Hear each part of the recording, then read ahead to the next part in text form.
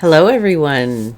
It's Beth here, reading your tarot for creativity and leadership today. I'm here early in the morning in my messy studio with a bunch of snow outside. We just got snowstorm yesterday, so it's March 24th, and yesterday, again, I forgot to pull an oracle card while I was still doing the video, so I did it after, and it was about creative expression and using your voice. And so I just want to remind you of that. And if you didn't watch yesterday's video, please do. It's really helpful. It's a good one. And so what I am thinking about today is creative blocks. Actually, I was thinking about it last night as I was chatting with a friend about creative blocks and how we can get blocked, and then the art isn't flowing, the creativity isn't flowing, the ideas aren't flowing, like we're just stuck. And that block, although blocks can show up, anywhere in our body, and, they can be mental blocks or physical blocks, like anxiety blocks. There's all kinds of blocks, but like essentially the creative block is in the throat. Like it's about speaking and speaking our voice and saying what we need to say. And so often we're not, we're in situations where we can't be who we are. We can't speak our truth. We can't authentically be ourselves because of, other people's behaviors and moods and needs and restrictions and stuff like that, hierarchies and everything. And so especially women, I find, are really struggle with their voice. And I mean, I could get into the whole history of that from, I talk a lot about that in my shamanic classes and in my trainings. But I'm not going to get into that here, but it's all connected. It's all related. It's often ancestral blocks we're working through, and then societal blocks that we're living in now, are keeping, us from being able to just fully be ourselves. So, we think it's a creative block, but it just goes so much deeper. And in essence, it is a creative block because we are creative beings. And when we can't use our voice in an authentic way, then our creative flow is blocked. So yesterday's oracle card felt really important around this, and I want to keep it close so I don't forget to draw another one. So I'm just going to draw a card. I've shuffled them 100 times, a card around releasing creative blocks. So this one is the Two of Emotions. So the Two of Water. And so often this is looked at as a card of love, of people coming together, of union, of desire, of emotional connection. And so that's good. How can we look at it from a creative block kind of way? Well, I would say it's the Two of Emotions. So that's the Two of Water. So there's possibly two opposing emotions inside you, two opposing emotional needs, two opposing emotional points of view. It's very Piscean, looking at the two people sort of in that Pisces configuration, and with the two fish. And so there is potential for flow, but it's going to involve communicating something, being very emotionally honest, and making that choice to express emotional honesty, and then allowing what, like not just being yourself, just expressing yourself. And if something comes back at you that isn't appreciated, then that's information that like if you speak your truth and then it's like it's not received well, that's not about you, that's their problem, and then you have more information where you can make a decision about. So oftentimes this is just this is how it works. And then that unblocks the creative block because you've used your voice to say the thing you needed to say. And I know this is way easier said than done. Sometimes getting a 2 card is like, oh God, I don't want to make that choice. I don't want to say that thing. I don't want to express myself here. I don't like it's it's a tricky one. So let's I'm just going to but it's true. Let's look at another card here because I don't want these to go too long. Oh my God. Okay, so the 2 of Pentacles. Right. So again, this time it's more about juggling resources. So you could do this or you could do that. You have this choice and you have that choice. You're kind of juggling, and it feels like you're going to go out of balance, out of control. I mean, something's got to give. And maybe it's like just releasing by expressing.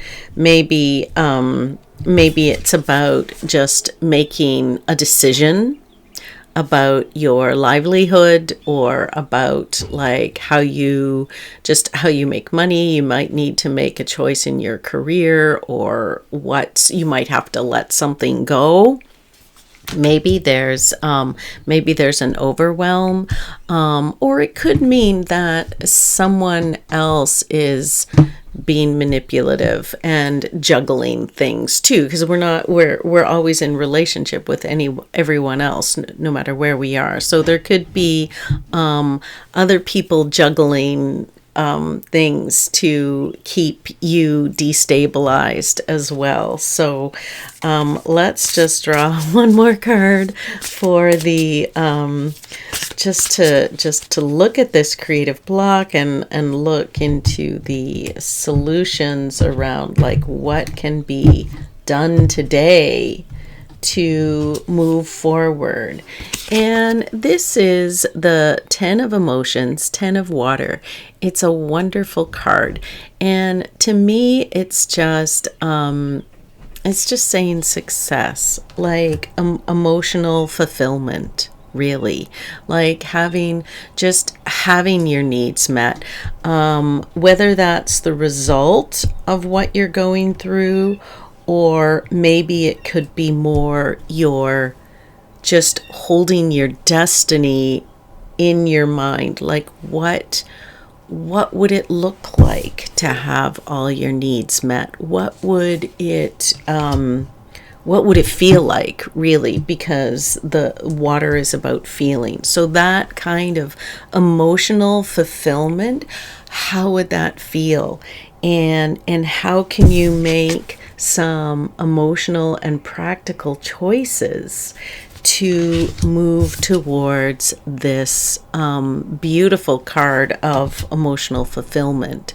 So, I mean, this is, like I said yesterday, like there's so much water in creativity. There's all the elements in creativity. But really, when I learned about the emotional aspect of it, and that it wasn't all about fire and passion and desire, or being sort of practical and earthy and getting something done. Yes, those are things, but there's this huge other side about it, around feelings and expressing feelings and owning feelings. And yeah, that's a big piece. So I kind of feel like that's what the cards are reminding us about right now. And we are in the Pisces moon cycle. So even though the sun is in Aries, the last new moon was in Pisces. So we're still in this Piscean place, and Mercury is still in Pisces, and it's gone direct now, but it's moving through Pisces. It just conjunct it just transited the moon's node the other day. So there is this, I think it was Sunday.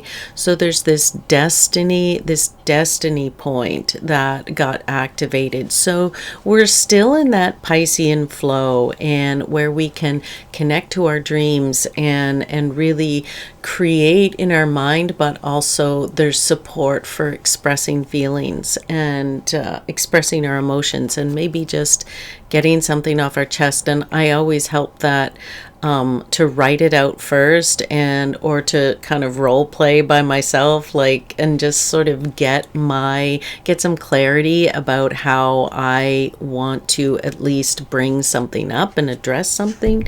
So I'm going to choose a oracle card now, because I've finally remembered. And so one more card about advice. So it's number 4, and it's the "You Are Epic" card. So the number 4 is a very grounded, stable, earthy card, which is really nice with all this confusion and indecisiveness around these choices that have to be made, and then, or something that needs to be expressed, and then just all the emotional water. And so to have this grounded 4, stability, you are epic. I love that. And it's a card that corresponds to the Emperor in the tarot. So I forget how many cards are in this deck, but the first 21 relate to the tarot card. So she's saying, using passion and logic together, providing care for others, strength of spirit, warrior soul, knowledge leading others. Oh no, just knowledge. Leading others, sorry, I need new glasses. Stability, planning, and growth. The pinnacle of success, creating order from chaos and building your dream. So that's really, it's kind of really spot on with what we're talking about. So your epic life, can you see it? It's just over the horizon, and you are at a point where you have the wisdom and the experience to make it happen. Your stamina and hard work are paying off, and you are being called to bring order from any chaos you've been experiencing. So, which is, very much in line with the Emperor. And the Emperor, I mean, some people feel like the Emperor can be looked at as, a control freak. But there is all these wonderful sides of the Emperor too. And its main function is to bring stability and order. And so when there's a lot of chaos with all those twos, and emotional chaos and decisions to make, just bringing doing something to bring order to your situation, and understanding that you can do this. I think this is like the permission and the acknowledgement that you are more powerful than you realize, and you actually can do this. Things aren't gonna happen all at once, but there's like a step. You can make one step, like yesterday's reading. You can make one step at a time towards it. And this is kind of saying, like, make some choices, write down your dream destiny, make a few small moves towards that. And in this case right now, it's about saying something, making a choice to say something. Hope that helps. And don't forget to like and comment and subscribe. That helps a lot. Okay, thanks.